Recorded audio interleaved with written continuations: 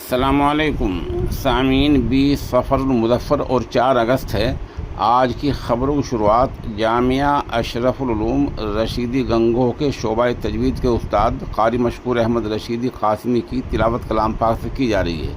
साथ ही उनके शागिर्द रशीद हाफिज़ मोहम्मद आसिम की तिलावत भी पेश खिदमत है। के क़ारी मौसूफ़ की ये नमाज मग़रिब की तिलावत है जो उन्होंने कस्बा गढ़ी पुख्ता में मकान वाली मस्जिद में अदा कराई है।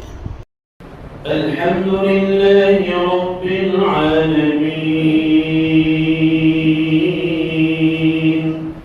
अर्रहमानिर रहीम मालिकी यौमिद्दीन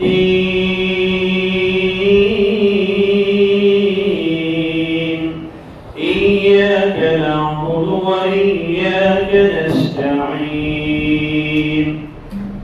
اهدنا الصراط المستقيم صراط الذين أنعمت عليهم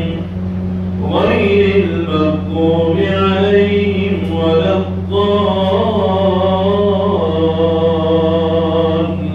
الضالين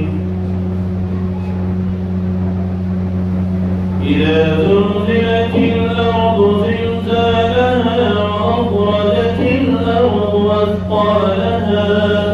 وقال الإنسان ما لها يومئذ تحدث أخبارها بأن ربك أوحى لها يومئذ يصدر الناس أشتاتا ليروا أعمالهم فمن يعمل مثقال ذرة خيرا يره ومن يعمل مثقال ذرة شرا يره الله أكبر الحمد لله رب العالمين الرحمن الرحيم مالك يوم الدين إياك نعبد وإياك نستعين اهدنا الصراط المستقيم صراط الذين أنعمت عليهم غير المغضوب عليهم ولا الضالين والعاديات ضبحا فالموريات قدحا فالمغيرات صبحا فأثرن به نقعا فوسطن به جمعا إن الإنسان لربه لكنود وإنه على ذلك لشهيد وإنه لحب الخير لشديد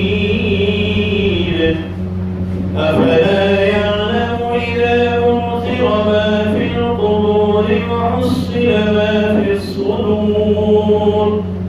إن ربهم بهم يومئذ لخبير الله أكبر